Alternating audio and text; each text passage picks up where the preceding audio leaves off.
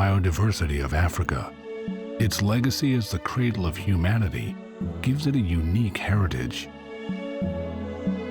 Over millennia, the various cultures of the once young species have evolved quite differently, so that many different ways of life come together in Africa. But despite the long period in which mankind has inhabited Africa, the continent still holds many secrets in its innermost depths. Vast and endless, under the scorching sun, lie the deserts of Africa. To the north stretches the Sahara, the largest dry desert of the earth, virtually stretching over the entire area of North Africa. Its dunes and valleys are the stuff of many legends and tales. Once the home of countless kingdoms and crisscrossed by the salt caravans of the Tuareg, it is now an almost deserted place. Far to the south is the Namib, one of the rare fog deserts. It covers large parts of Namibia and Angola and has an area of nearly 100,000 square kilometers. The Namib is one of the driest deserts on Earth and is characterized by, among other things, extremely high and colorful dunes.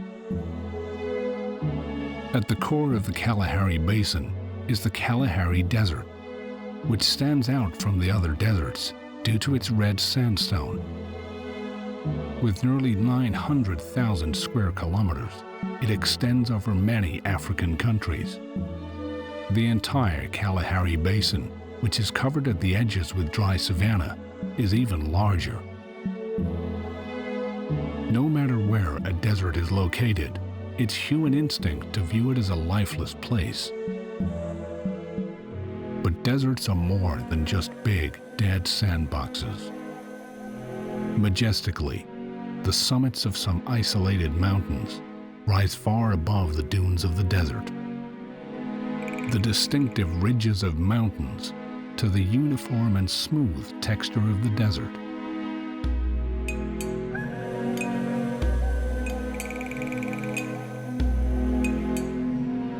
From the far reaches of the Sea of Sand, mountain peaks jut out like lonely islands. Many of these individual outcroppings are petrified sand dunes, which can form high plateaus. Other solitary mountains are often volcanic in origin. However, entire mountain ranges can be the witnesses to violent tectonic activity. Impressive examples of such activity include the Ahagar Mountains and the Tibesti, which is the highest mountain range in the Sahara.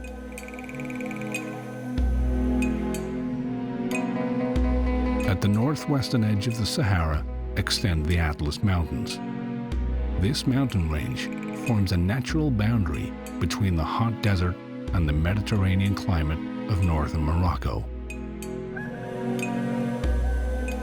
Unusual for mountains lying in or on the edge of a desert, the mountains of the Atlas contain metals and raw materials such as iron and silver, as well as natural gas.